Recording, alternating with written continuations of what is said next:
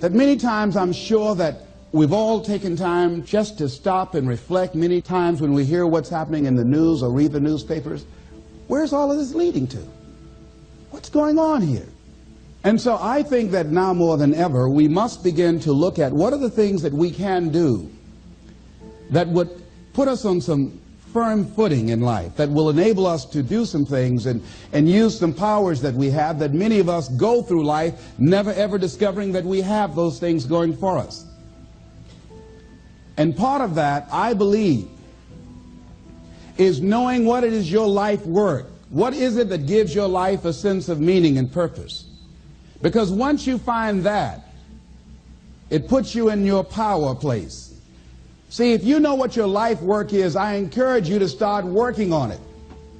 If you can't do it all at one time, do just a little bit of it. And if you don't know what it is that you showed up to do, if you don't know why you're here, I encourage you to find out what your purpose is here. What is the meaning of your life? What will be different? Have you ever asked yourself that question? I've done that. I remember coming from a friend of mine's funeral, and I was reflecting on how much time I had left. And I went for a walk in a park thinking about this guy whose life was so promising. And I mean, he wasn't an old guy. He was quite young, in fact. And I thought about all of the things that he said he was going to do, and he never got a chance to do those things. And I started thinking about my own life and how much time I had left to do the things that I would like to do. And at that time, I wasn't sure what my life purpose was, what my life's work was. I wasn't sure about it at that time. And I thought about it quite a lot. I had some idea, but I wasn't convinced. I don't think I felt worthy. I didn't believe that it could be me to do this kind of work that I'm doing right now. And I say to you that if you begin to take a conscious effort to find out what it is that you're supposed to do, I say that it can literally save your life. I said that it can literally save your life.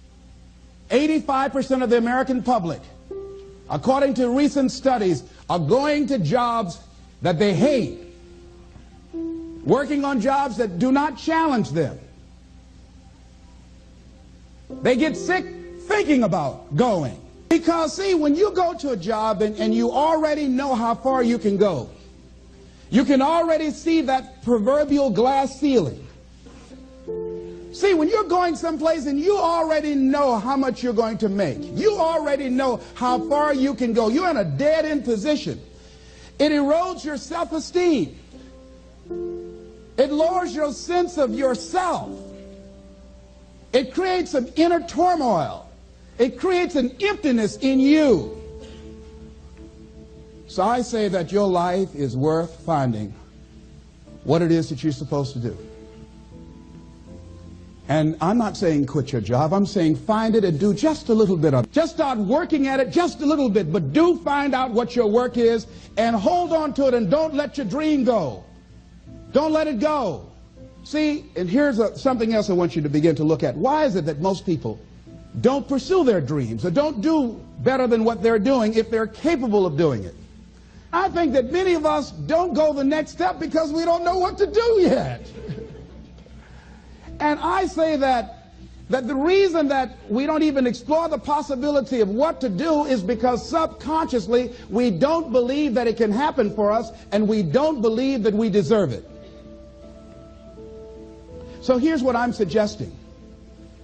How much time do you spend working on you? How much time do you spend every day working on your dream? In the last 90 days, how many books have you read? In the last year, what new skill or knowledge have you acquired? What kind of investment have you made in you?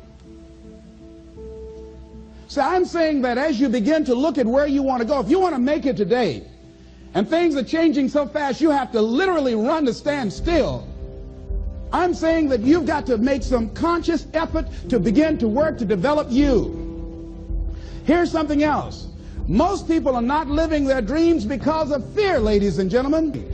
Fear, limited vision, and lack of self-esteem. is what keeps most people doing things they don't want to do. The same reason that people stay in relationships where they're abused or they're unhappy or it's unfulfilling, they can't see themselves beyond that relationship. They can't see themselves enjoying life without that person. They think that this is all that they can do. The same reason that people get stuck at a certain level in life, they can't see things being better for them. And they think that this is it and this is all they deserve. This is all they've ever seen. It's been passed on to them. And they think that this is it for them. Oh, no. I was looking what Dr. Blanton, Smiley Blanton, who is a colleague of Dr. Norman Vincent Peale, what he said about fear. He said, fear is the most subtle and destructive of all human diseases. Ladies and gentlemen, fear kills dreams.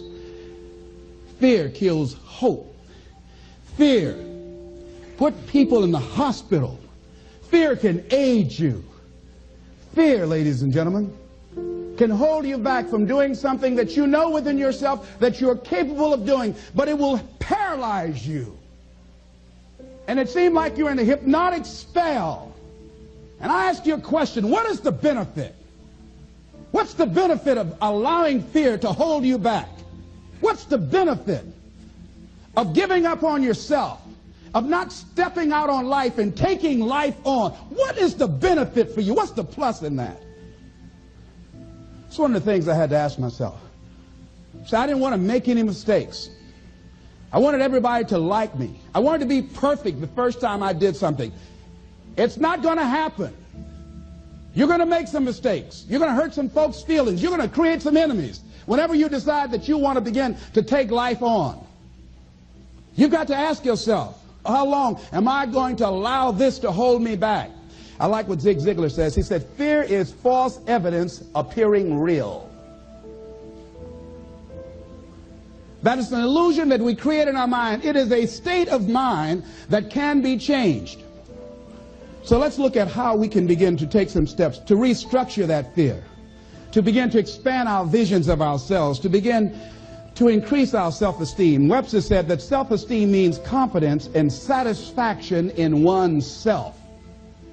Look at your life right now. Whatever you've done up to this point in time, your life is working. Whatever you have produced, it came out of you as a result of the kind of person that you have become. It's a result of your choices. It's a result of your consciousness. Now you have to ask yourself, are you satisfied with what you have produced? Is this what you want? Would you like for things to be better than this? Do you believe that you deserve better than this? Or are you content? This is it. You don't have to do anything else. That you'll already resign yourself in life and say, well, I'm happy. I'm not starving like the people in Calcutta. Are you allowing yourself to get off the hook like that? Or do you believe somewhere in the back of your mind or in your heart that there's some other great work for you to do? There's something else that life has for you. And that's why you're here. How do we handle this fear factor? How do we increase our self-esteem? You have to begin to fortify yourself. How do we do that? I believe that you have to begin to consciously monitor your inner conversation and start talking to yourself. Start building yourself up. Sometimes the only good things you will hear about you are the things that you say to you. So I'm saying learn to be your own booster. Start building yourself up. Start encouraging yourself. Start saying, I can do this. I can make this happen. When I started thinking about becoming a speaker, I said, yes, I can do this. I can make this happen. When I start trying to convince myself I can be a businessman after flopping and failing and losing thousands of dollars and feeling stupid and dumb and having people take advantage of me because of what I didn't know, I had to talk to myself because people were saying to me that I was dumb. And somewhere in the back of my mind, I was saying, you're right. Look at what I've done. I had to say, no, Les. Hey, come on, man. Get yourself together. You can handle this. You just haven't figured it out yet. It's all right. This is your training period. This is the tuition you have to pay for what you don't know. You can do this. Other people have done it. It doesn't take an Einstein. Get you some people that can teach you some stuff that you don't know. Get you some people that have done it successfully and learn from them. Take some seminars, workshops, read some books on how to manage a business. Change the way you see yourself and begin to tend to the personal details. Understand that nobody's going to take care of your business better than you. And when I start changing that kind of mindset of beating myself up because of my mistakes and start looking at the possibility of my doing better, of my making the adjustment that would enable me to do what I want to do successfully, things begin to change. And I say, stop beating up on yourself. You do it. I know you do it. I've done it. It's a natural inclination for us to put ourselves down.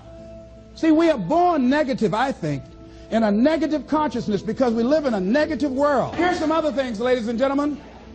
Begin to guard your mind against negative programming, like turn off the television. Don't watch the news. So you've got to guard the kinds of things that you put in your mind. See, if you don't program your mind will be programmed, because human beings are goal-oriented. That's why we die of broken hearts early. That's why we're running through life to early graves. We're going through life, ladies and gentlemen, and I think that Henry David Thoreau said that most men live in quiet desperation. Most of us go through life running scared. So we created this in our minds, false evidence appearing real. We made it real in our minds. That's why Churchill said there's nothing to fear but fear itself. That's the destructive monster. So turn off things that can contribute to your fear. Turn a deaf ear to people that all they can do is talk about how negative things are because they have bought into the consciousness of the world. Start attending workshops, seminars, listening to tapes on a daily basis to begin to recondition your mind, to retrain your thinking. Faith comes by what? Hearing and hearing and hearing. Listen to things that can empower you, that can enable you to create a new reality for yourself, in a new life for yourself. You might appear to be strange around most people. You know, most people think you're strange if you're happy today. See, these people have not found their purpose in life. That's why they're grumpy. That's why they're miserable. That's why they're so negative. They're hurting and they want to hurt other people. So start practicing using programs for your mind. Seminars, books, workshops. Keep a journal. Record your thoughts. What's happening with you? Every day when you get up, have a journal near you. See, ladies and gentlemen, we get 3 to 4 thoughts a year that if we would act on those thoughts, they could change our life. What idea are you sitting on? Write your ideas down. And then, once you get that idea, take the leap. Take the leap. See, it's out here in the universe. If you don't take the plunge, I guarantee you, somebody else will. Take the plunge. Go into action. And ladies and gentlemen, you will be surprised at how things will come together. You'll be surprised. Now, you're going to have some difficult challenges. I can tell you that now. Be aware of that. Things are not going to work out exactly right. For a time they will, sometimes. And that's when life is just playing a game with you. I want you to feel good and relax.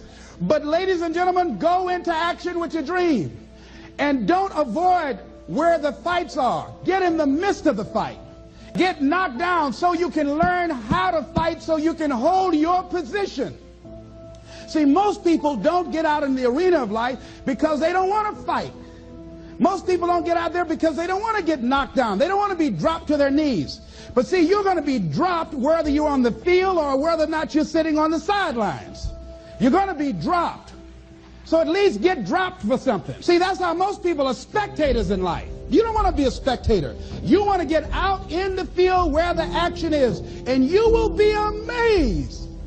After the struggle, there will be a calm period and things will begin to click for you.